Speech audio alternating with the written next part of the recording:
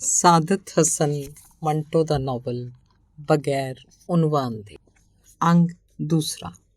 ਸੰਨ 31 ਦੇ ਸ਼ੁਰੂ ਹੋਣ 'ਚ ਸਿਰਫ ਰਾਤ ਦੇ ਕੁਝ ਸਰਦ ਘੰਟੇ ਬਾਕੀ ਸਨ। ਸਈਦ ਠੰਡ ਕਾਰਨ ਰਜਾਈ 'ਚ ਵੀ ਕੰਬੀ ਜਾ ਰਿਹਾ ਸੀ। ਉਹ ਪਤਲੂਨ ਤੇ ਕੋਟ ਸਮੇਤ ਲੇਟਿਆ ਹੋਇਆ ਸੀ, ਪਰ ਇਹਦੇ ਬਾਵਜੂਦ ਠੰਡ ਦੀ ਲਹਿਰ ਉਹਦੀਆਂ ਹੱਡੀਆਂ ਤੱਕ ਪੁੱਜ ਰਹੀ ਸੀ।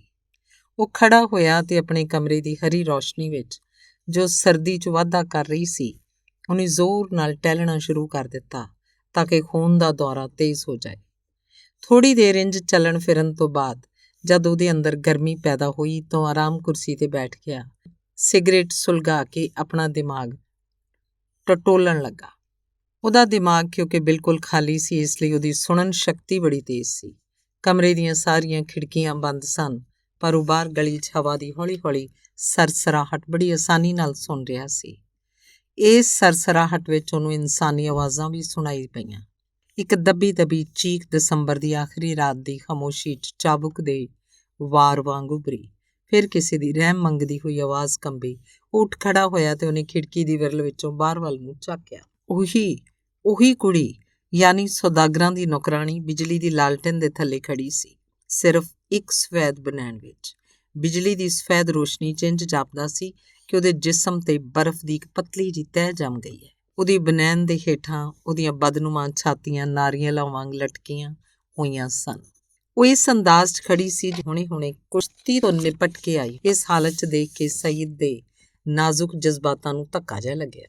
ਇੰਨੇ ਨੂੰ ਕਿਸੇ ਮਰਦ ਦੀ ਹੌਲੀ ਜਿਹੀ ਆਵਾਜ਼ ਆਈ, ਖੁਦਾ ਦੇ ਲਈ ਅੰਦਰ ਆ ਜਾ, ਕਿਸੇ ਨੇ ਦੇਖ ਲਿਆ ਤਾਂ ਮੁਸੀਬਤ ਆ ਜਾਊਗੀ। ਵਹਿਸ਼ੀ ਬਿੱਲੀ ਵਾਂਗ ਗਰਜ ਕੇ ਕੁੜੀ ਨੇ ਜਵਾਬ ਦਿੱਤਾ, ਨਹੀਂ ਆਵਾਂਗੀ। ਬਸ ਇੱਕ ਵਾਰੀ ਆਖ ਚੋ ਦਿੱਤਾ, ਨਹੀਂ ਆਵਾਂਗੀ।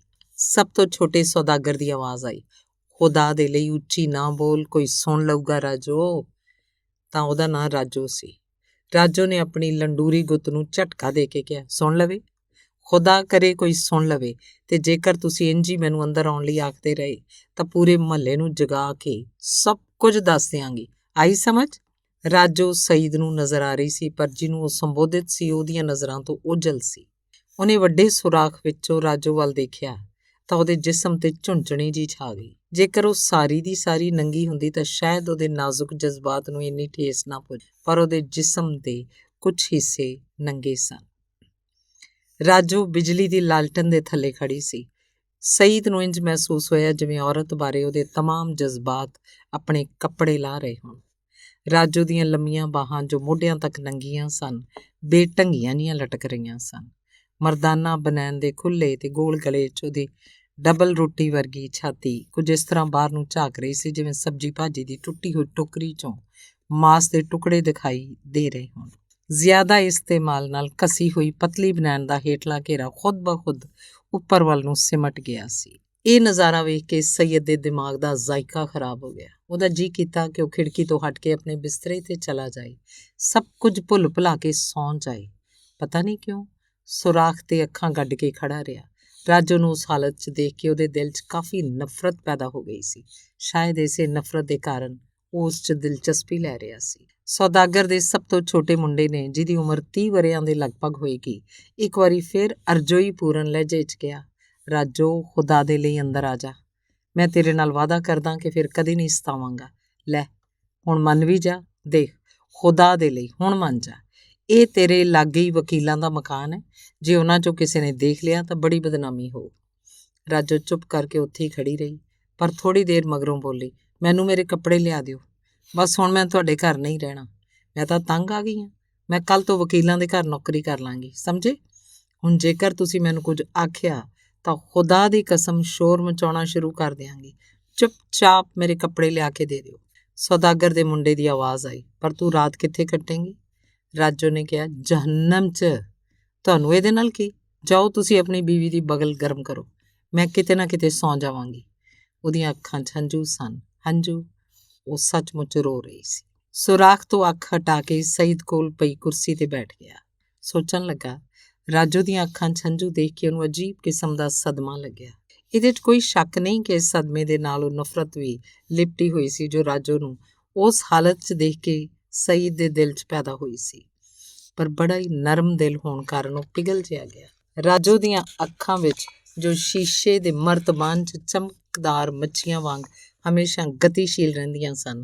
ਹੰਝੂ ਵੇਖ ਕੇ ਉਹਦਾ ਜੀ ਕੀਤਾ ਉੱਠ ਕੇ ਉਹਨੂੰ ਦਿਲਾਸਾ ਦੇਵੇ। ਰਾਜੋ ਦੀ ਜਵਾਨੀ ਦੇ 4 ਕੀਮਤੀ ਵਰ੍ਹੇ ਸੌਦਾਗਰ ਭਰਾਵਾਂ ਨੇ ਮਾਮੂਲੀ ਚਟਾਈ ਵਾਂਗ ਇਸਤੇਮਾਲ ਕੀਤੇ ਸਨ।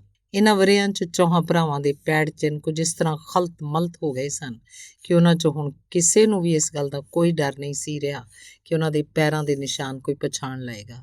ਤੇ ਰਾਜੋ ਦੇ ਬਾਰੇ ਕਿਹਾ ਜਾ ਸਕਦਾ ਹੈ ਕਿ ਉਹ ਨਾ ਆਪਣੇ ਕਦਮਾਂ ਦੇ ਨਿਸ਼ਾਨ ਵੇਖਦੀ ਸੀ ਨਾ ਦੂਜਿਆਂ ਦੇ। ਉਹ ਤੇ ਬਸ ਚਲਦੇ ਜਾਣ ਦੀ ਧੁਨ ਸਵਾਰ ਸੀ ਕਿਸੇ ਵੀ ਪਾਸੇ ਵੱਲ। ਪਰ ਹੁਣ ਸ਼ਾਇਦ ਉਹਨੇ ਮੁੜ ਕੇ ਦੇਖਿਆ ਸੀ। ਮੁੜ ਕੇ ਉਹਨੇ ਕੀ ਦੇਖਿਆ ਸੀ ਜੋ ਉਹਦੀਆਂ ਅੱਖਾਂ 'ਚ ਹੰਝੂ ਆ ਗਏ, ਉਹ ਸਈਦ ਨੂੰ ਪਤਾ ਨਹੀਂ ਸੀ। ਜਿਹੜੀ ਚੀਜ਼ ਪਤਾ ਨਾ ਹੋਵੇ ਉਸ ਬਾਰੇ ਪਤਾ ਕਰਨ ਦੀ ਖਾਹਿਸ਼ ਸ਼ਾਇਦ ਹਰ ਕਿਸੇ ਦੇ ਦਿਲ 'ਚ ਪੈਦਾ ਹੁੰਦੀ। ਕੁਰਸੀ ਤੇ ਬੈਠਾ ਸਈਦ ਦੇਰ ਤੱਕ ਆਪਣੀ ਜਾਣਕਾਰੀ ਨੂੰ ਉਲਟ ਪੁਲਟ ਕੇ ਸੋਚਦਾ ਰਿਹਾ ਤੇ ਜਦੋਂ ਉੱਠ ਕੇ ਉਹਨੇ ਕੁਝ ਦੇਖਣ ਲਈ ਸੁਰਾਖ ਤੇ ਅੱਖ ਜਮਾਈ ਤਾਂ ਰਾਜੋ ਉੱਥੇ ਨਹੀਂ ਸੀ। ਦੇਰ ਤੀਕਣ ਉਸ ਸੁਰਾਖ ਤੇ ਅੱਖਾਂ ਗੱਡੀ ਖੜਾ ਰਿਹਾ, ਪਰ ਉਹਨੂੰ ਲਾਲਟੈਨ ਦੀ ਬਰਫੀਲੀ ਰੌਸ਼ਨੀ, ਗਲੀ ਦੇ ਉਬੜ ਖਾਬੜ ਫਰਸ਼ ਤੇ ਗੰਦੀ ਮੋਰੀ ਤੋਂ ਇਲਾਵਾ ਜਿਸ 'ਚ ਪਾਲਕ ਦੇ ਬੇਸ਼ੁਮਾਰ ਡੰਠਲ ਪਏ ਸਨ, ਹੋਰ ਕੁਝ ਨਜ਼ਰੀ ਨਾ ਪਿਆ। ਬਾਹਰ ਸੰਨ 30 ਦੀ ਆਖਰੀ ਰਾਤ ਦਮ ਤੋੜ ਰਹੀ ਸੀ ਤੇ ਉਹਦਾ ਦਿਲ ਧੱਕ ਧੱਕ ਕਰ ਰਿਹਾ ਸੀ। ਰਾਜੋ ਕਿੱਥੇ ਹੈ? ਕੀ ਅੰਦਰ ਚਲੀ ਗਈ? ਕੀ ਮੰਨ ਗਈ ਹੈ? ਪਰ ਸਵਾਲ ਇਹ ਹੈ ਕਿ ਉਹ ਕਿਹੜੀ ਗੱਲ ਤੇ ਝਗੜੀ ਸੀ? ਰਾਜੋ ਦੀਆਂ ਫਰਕਦੀਆਂ ਹੋਈਆਂ ਨਾਸਾਂ ਹਾਲੇ ਤੱਕ ਸਈਦ ਨੂੰ ਨਜ਼ਰ ਆ ਰਹੀਆਂ ਸਨ। ਜ਼ਰੂਰ ਉਹਦੇ ਤੇ ਸੌਦਾਗਰ ਦੇ ਛੋਟੇ ਮੁੰਡੇ ਵਿਚਾਲੇ, ਜਿਸ ਦਾ ਨਾਂ ਮਹਿਮੂਦ ਸੀ, ਕਿਸੇ ਵੱਡੀ ਗੱਲ ਤੇ ਝਗੜਾ ਹੋਇਆ ਸੀ। ਤਾਂ ਹੀ ਤਾਂ ਉਹ ਦਸੰਬਰ ਦੀ ਲਹੂ ਜਮਾ ਦੇਣ ਵਾਲੀ ਰਾਤ ਵਿੱਚ ਸਿਰਫ ਇੱਕ ਬਨੈਣ ਤੇ ਸਲਵਾਰ ਦੇ ਨਾਲ ਬਾਹਰ ਨਿਕਲ ਆਈ ਸੀ ਤੇ ਅੰਦਰ ਜਾਣ ਦਾ ਨਾਂ ਤੱਕ ਨਹੀਂ ਸੀ ਲੈਂਦੀ। ਤੇ ਜਦੋਂ ਸਈਦ ਸੋਚਦਾ ਕਿ ਉਹਨਾਂ ਵਿਚਾਲੇ ਝਗੜੇ ਦਾ ਕਾਰਨ, ਪਰ ਉਹ ਇਸ ਕਾਰਨ ਤੇ ਧਿਆਨ ਹੀ ਨਹੀਂ ਸੀ ਦੇਣਾ ਚਾਹੁੰਦਾ। ਬਾਰ-ਬਾਰ ਘਿਨਾਉਣਾ ਦ੍ਰਿਸ਼ ਉਹਦੀਆਂ ਅੱਖਾਂ ਅੱਗੇ ਆ ਜਾਂਦਾ, ਪਰ ਉਹ ਸੋਚਦਾ ਕਿ ਇਹ ਗੱਲ ਝਗੜੇ ਦਾ ਕਾਰਨ ਨਹੀਂ ਹੋਏਗੀ ਕਿਉਂਕਿ ਉਹ ਦੋਵੇਂ ਤਾਂ ਉਹਦੇ ਆਦੀ ਸਨ। ਇੱਕ ਅਰਸੇ ਤੋਂ ਰਾਜੋ ਉਹਨਾਂ ਸੌਦਾਗਰ ਭਰਾਵਾਂ ਨੂੰ ਬੜੇ ਸਲੀਕੇ ਨਾਲ ਇੱਕ ਹੀ ਦਸਤਰਖਾਨ ਤੇ ਖਾਣਾ ਖਵਾ ਰਹੀ ਸੀ, ਪਰ ਹੁਣ ਅਚਾਨਕ ਕੀ ਹੋ ਗਿਆ ਸੀ? ਰਾਜੋ ਦੇ ਸ਼ਬਦ ਉਹਦੇ ਕੰਨਾਂ 'ਚ ਜ਼ਿੱਦੀ ਮੱਖੀ ਵਾਂਗ ਭਿਣਭਿਣਾ ਰਹੇ ਸਨ। ਜਹੰਨਮ 'ਚ ਤੁਹਾਨੂੰ ਇਹਦੇ ਨਾਲ ਕੀ? ਜਾਓ, ਤੁਸੀਂ ਆਪਣੀ ਬੀਵੀ ਦੀ ਬਗਲ ਗਰਮ ਕਰੋ, ਮੈਂ ਕਿਤੇ ਨਾ ਕਿਤੇ ਸੌਂ ਜਾਵਾਂਗੀ। ਇਹਨਾਂ ਸ਼ਬਦਾਂ 'ਚ ਦਰਦ ਸੀ। ਉਹਨੂੰ ਦੁਖੀ ਦੇਖ ਕੇ ਸਈਦ ਦੇ ਇੱਕ ਅਣਜਾਣ ਜਜ਼ਬੇ ਨੂੰ ਭਰੋਸਾ ਜ਼ਰੂਰ ਮਿਲਿਆ ਸੀ, ਪਰ ਇਹਦੇ ਨਾਲ ਹੀ ਉਹਦੇ ਦਿਲ 'ਚ ਰਹਿਮ ਵੀ ਪੈਦਾ ਹੋਇਆ ਸੀ। ਕਿਸੇ ਔਰਤ ਨਾਲ ਉਹਨੇ ਅੱਜ ਤੱਕ ਹਮਦਰਦੀ ਜ਼ਾਹਿਰ ਨਹੀਂ ਸੀ ਕੀਤੀ।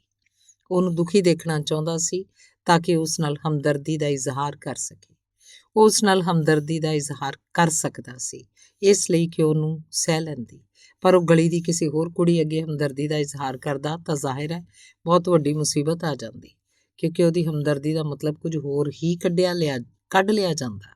ਰਾਜੋ ਤੋਂ ਇਲਾਵਾ ਗਲੀ ਦੀਆਂ ਸਾਰੀਆਂ ਕੁੜੀਆਂ ਅਜਿਹੀ ਜ਼ਿੰਦਗੀ ਗੁਜ਼ਾਰ ਰਹੀਆਂ ਸਨ ਜਿਸ 'ਚ ਅਜਿਹੇ ਪਲ ਬਹੁਤ ਹੀ ਘੱਟ ਆਉਂਦੇ ਨੇ ਜਦੋਂ ਉਹਨਾਂ ਨਾਲ ਖਾਸ ਕਿਸਮ ਦੀ ਹਮਦਰਦੀ ਕੀਤੀ ਜਾ ਸਕਦੀ ਹੈ, ਤੇ ਅਜਿਹੇ ਪਲ ਆਉਂਦੇ ਨੇ ਤਾਂ ਫੌਰਨ ਹੀ ਉਹਨਾਂ ਦੇ ਸੀਨਿਆਂ 'ਚ ਹਮੇਸ਼ਾ ਲਈ ਦਫਨ ਹੋ ਜਾਂਦੇ। ਆਸਾਂ ਉਮੀਦਾਂ ਦੀਆਂ ਕਬਰਾਂ ਜੇਕਰ ਬਣਦੀਆਂ ਨੇ ਤਾਂ ਫਾਤਹਾ ਪੜ੍ਹਨ ਦੀ ਇਜਾਜ਼ਤ ਨਹੀਂ ਮਿਲਦੀ ਜਾਂ ਉਹਦਾ ਮੌਕਾ ਹੀ ਨਸੀਬ ਨਹੀਂ ਹੁੰਦਾ। ਜੇਕਰ ਮੁਹੱਬਤ ਦੀ ਕੋਈ ਚਿਤਾ ਤਿਆਰ ਹੁੰਦੀ ਹੈ ਤੇ ਆਸ-ਪਾਸ ਦੇ ਲੋਕ ਉੱਤੇ ਰਾਖ ਪਾ ਦਿੰਦੇ ਨੇ ਕਿ ਸ਼ੋਲੇ ਨਾ ਭੜਕਣ। ਸਈਦ ਸੋਚਦਾ ਕਿ ਕਿੰਨੀ ਤਕਲੀਫ ਦੇ ਬਨਾਵਟੀ ਜ਼ਿੰਦਗੀ ਹੈ। ਕਿਸੇ ਨੂੰ ਇਜਾਜ਼ਤ ਨਹੀਂ ਕਿ ਉਹ ਆਪਣੀ ਜ਼ਿੰਦਗੀ ਦੇ ਟੋਏ ਦੂਜਿਆਂ ਨੂੰ ਦਿਖਾਵੇ। ਉਹ ਲੋਕ ਜਿਨ੍ਹਾਂ ਦੇ ਕਦਮ ਮਜ਼ਬੂਤ ਨਹੀਂ, ਉਹਨਾਂ ਨੂੰ ਆਪਣੀਆਂ ਲੜਖੜਾਹਟਾਂ ਲੁਕਾਉਣੀਆਂ ਪੈਂਦੀਆਂ ਨੇ ਕਿਉਂਕਿ ਉਹਨਾਂ ਦਾ ਵਿਸ਼ਵਾਸ ਹੈ ਕਿ ਹਰ ਕਿਸੇ ਨੂੰ ਇੱਕ ਜ਼ਿੰਦਗੀ ਆਪਣੇ ਲਈ ਤੇ ਇੱਕ ਜ਼ਿੰਦਗੀ ਦੂਜਿਆਂ ਵਾਸਤੇ ਗੁਜ਼ਾਰਨੀ ਪੈਂਦੀ ਹੈ। ਹੰਝੂ ਵੀ 2 ਕਿਸਮ ਦੇ ਹੁੰਦੇ ਨੇ ਤੇ ਠਹਾਕੇ ਵੀ 2 ਕਿਸਮਾਂ ਦੇ। ਇੱਕ ਉਹ ਹੰਝੂ ਜੋ ਜ਼ਬਰਦਸਤੀ ਅੱਖਾਂ 'ਚੋਂ ਕੱਢਣੇ ਪੈਂਦੇ ਨੇ ਤੇ ਇੱਕ ਉਹ ਜੋ ਆਪਣੇ ਆਪ ਨਿਕਲਦੇ ਨੇ। ਇੱਕ ਠਹਾਕਾ ਉਹ ਹੈ ਜਿਹੜਾ ਤਨਹਾਈ 'ਚ ਹੀ ਲਾਇਆ ਜਾ ਸਕਦਾ ਹੈ, ਦੂਜਾ ਉਹ ਹੈ ਜਿਹੜਾ ਖਾਸ ਆਦਾਬ ਤੇ ਖਾਸ ਅਸੂਲਾਂ ਦੇ ਮੱਦੇ ਨਜ਼ਰ ਹਲਕ 'ਚੋਂ ਬੁਲੰਦ ਕਰਨਾ ਪੈਂਦਾ ਹੈ। ਸ਼ਾਇਰ ਜਿਹਦੀ ਸਾਰੀ ਉਮਰ ਕੋਠਿਆਂ ਤੇ ਸ਼ਰਾਬ ਦੇ ਠੇਕਿਆਂ 'ਚ ਗੁਜ਼ਰੀ ਹੋਵੇ, ਮੌਤ ਦੇ ਬਾਅਦ ਹਜ਼ਰਤ ਮੌਲਾਨਾ ਤੇ ਰਹਿਮਤ ਉੱਲਾ ਅਲੀਆ ਬਣਾ ਦਿੱਤਾ ਜਾਂਦਾ ਹੈ।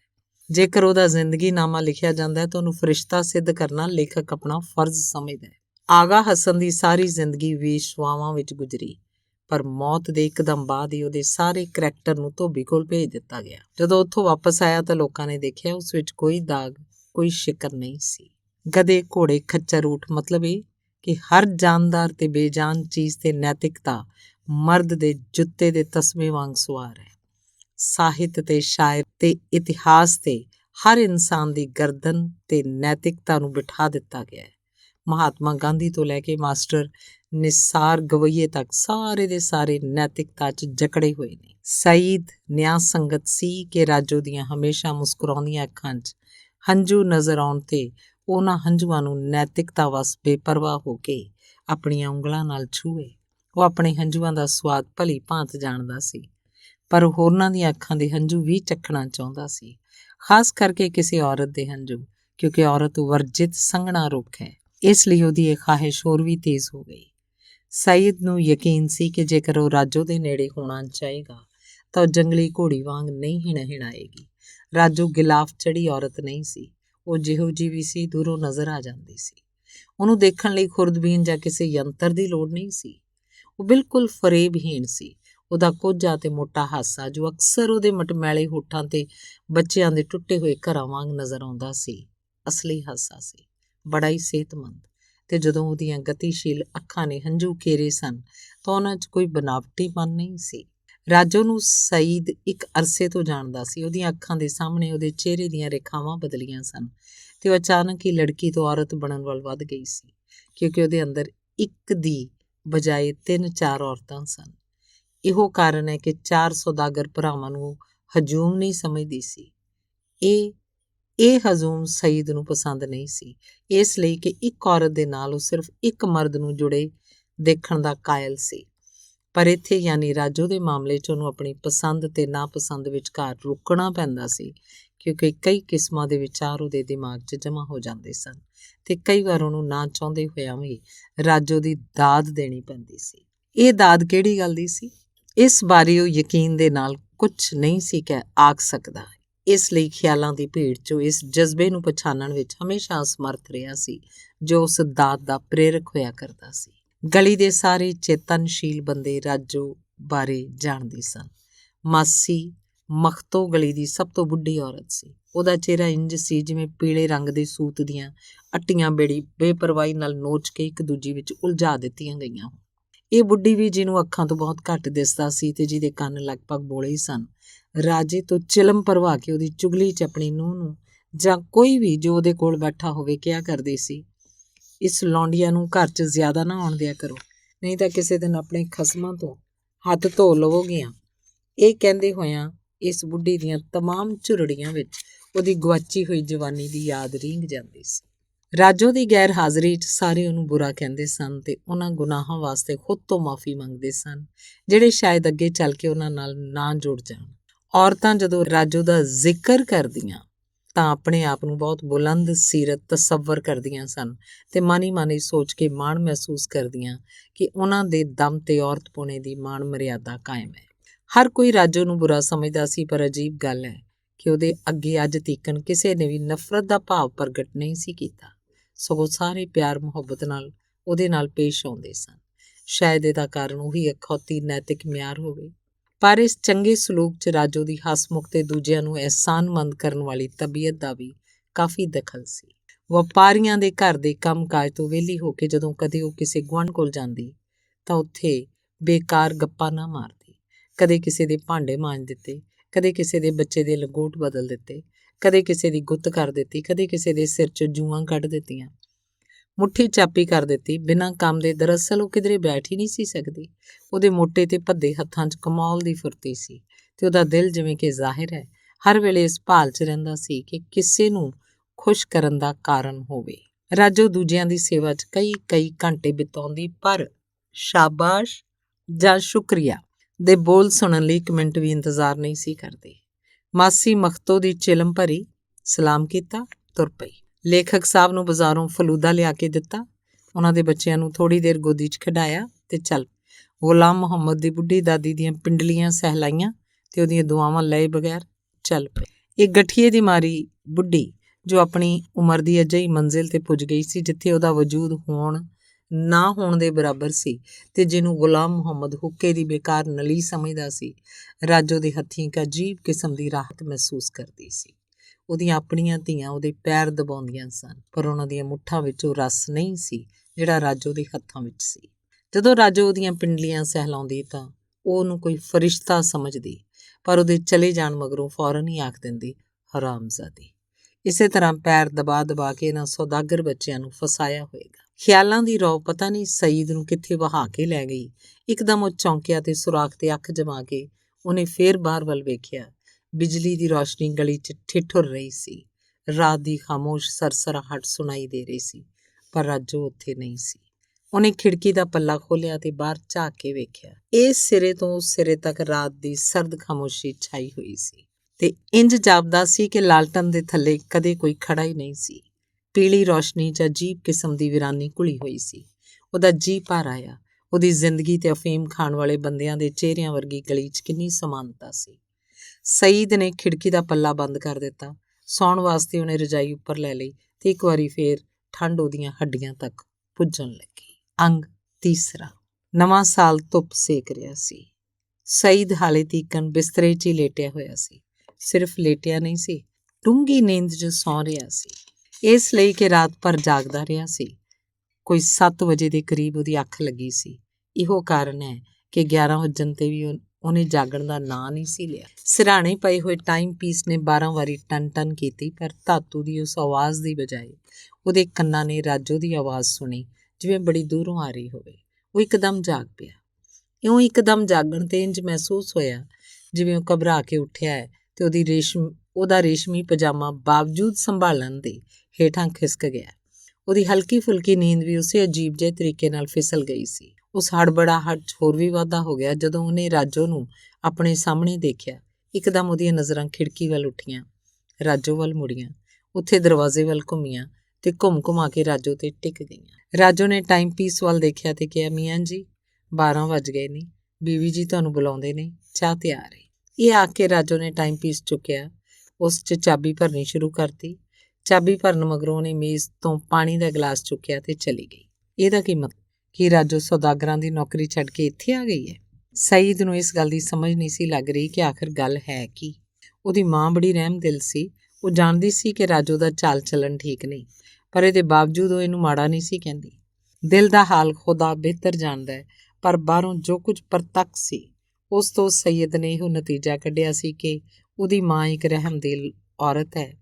ਰਹਿਮਦਿਲੀ ਇਸ ਹੱਦ ਤੱਕ ਉਹਦੇ ਦਿਲ 'ਚ ਵਸੀ ਹੋਈ ਸੀ, ਜਾਂ ਇਸ ਹੱਦ ਤੱਕ ਉਹਨੇ ਖੁਦ ਤੇ ਓੜ ਰੱਖੀ ਸੀ ਕਿ ਉਹ ਕਿਸੇ ਦਾ ਮਾੜਾ ਨਹੀਂ ਸੀ ਸੋਚ ਸਕਦੀ। ਜਦੋਂ ਸੁਣਦੀ ਕਿ ਫਲਾਣੇ ਆਦਮੀ ਨੇ ਚੋਰੀ ਕੀਤੀ ਹੈ ਤਾਂ ਕਿਹਾ ਕਰਦੀ, ਵਿਚਾਰੇ ਦੀਆਂ ਲੋੜਾਂ ਨੇ ਮਜਬੂਰ ਕੀਤਾ ਹੋਣਾ।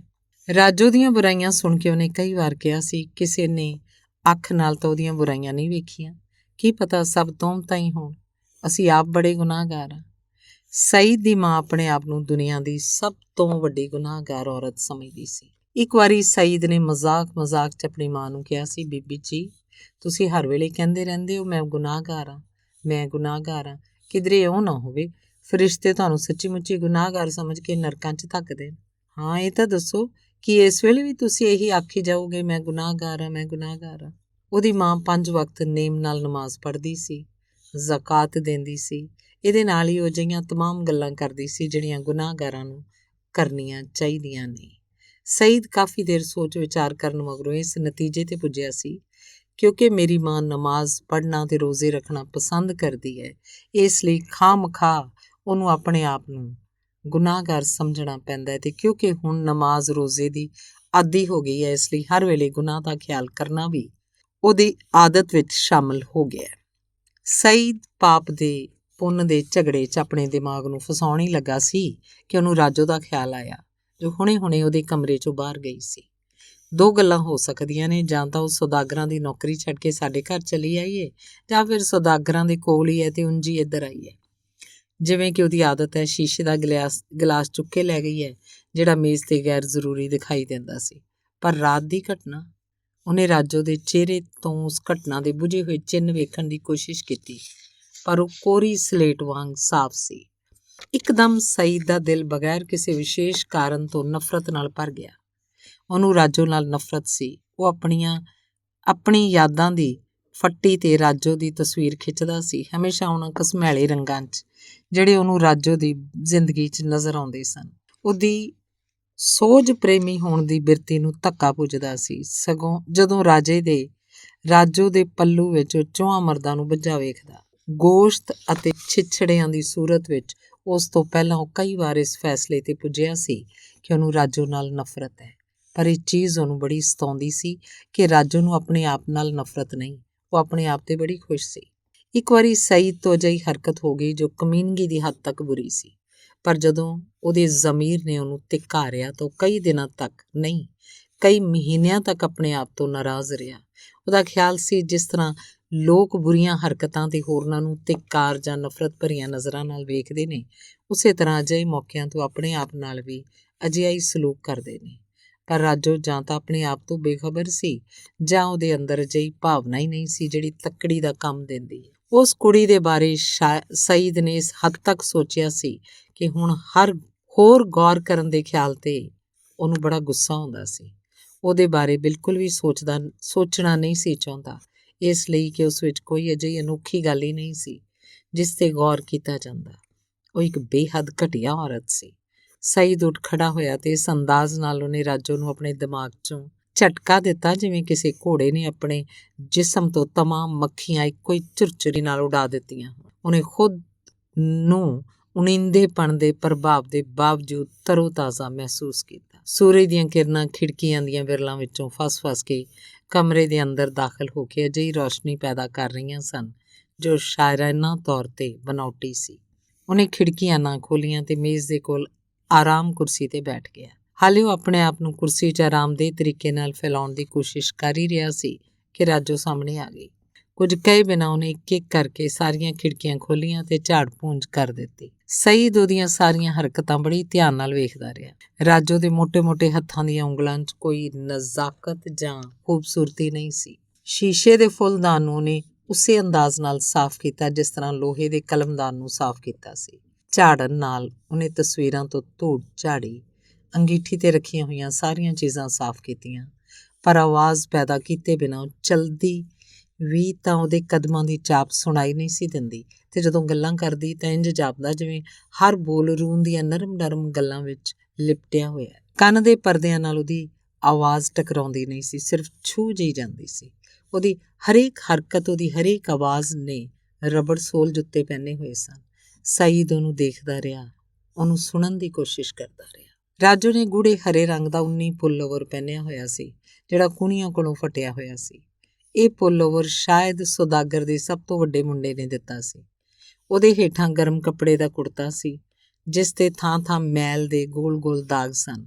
ਖਾਦੀ ਦੀ ਸਲਵਾਰ ਜ਼ਿਆਦਾ ਇਸਤੇਮਾਲ ਦੇ ਕਾਰਨ ਸਲਵਾਰ ਦੀ ਸੂਰਤ ਦਿਖਾਈ ਨਹੀਂ ਸੀ ਦਿੰਦੀ। ਇੰਝ ਪ੍ਰਤੀਤ ਹੁੰਦਾ ਸੀ ਉਹਨੇ ਆਪਣੀਆਂ ਲੱਤਾਂ 'ਤੇ ਇੱਕ ਗੂੜੇ ਰੰਗ ਦੀ ਚਾਦਰ ਲਪੇਟੀ ਹੋਈ ਹੋਵੇ। ਬਹੁਤ ਜ਼ਿਆਦਾ ਗੌਰ ਨਾਲ ਦੇਖਣ 'ਤੇ ਉਹਦੀ ਸਲਵਾਰ ਦੇ ਪਹੁੰਚੇ ਨਜ਼ਰ ਆਉਂਦੇ ਸਨ ਜੋ ਇਸ ਹੱਦ ਤੱਕ ਖੁੱਲ੍ਹੇ ਸਨ ਕਿ ਪੈਰ ਬਿਲਕੁਲ ਗਾਇਬ ਹੋ ਗਏ ਸਨ। ਸਈਦ ਉਹਦੇ ਪਹੁੰਚਿਆਂ ਵੱਲ ਵੇਖ ਰਿਹਾ ਸੀ ਕਿ ਰਾਜੂ ਮੁੜੀ ਤੇ ਇਹ ਆਖ ਕੇ ਆਪਣੇ ਕੰਮ 'ਚ ਲੱਗ ਗਈ, ਤੁਹਾਡੀ ਚਾਹ ਤਿਆਰ ਏ, ਬੀਬੀ ਜੀ ਤੁਹਾਡੀ ਰਾਹ ਦੇਖ ਰਹੀ ਹੈ।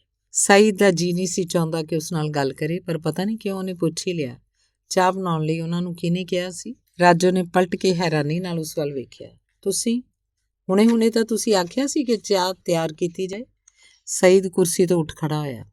ਬਗੈਰ ਕਿਸੇ ਝਿਜਕ ਦੇ ਉਹਨੇ ਕਦੇ ਇੰਜ ਨਹੀਂ ਕੀਤਾ।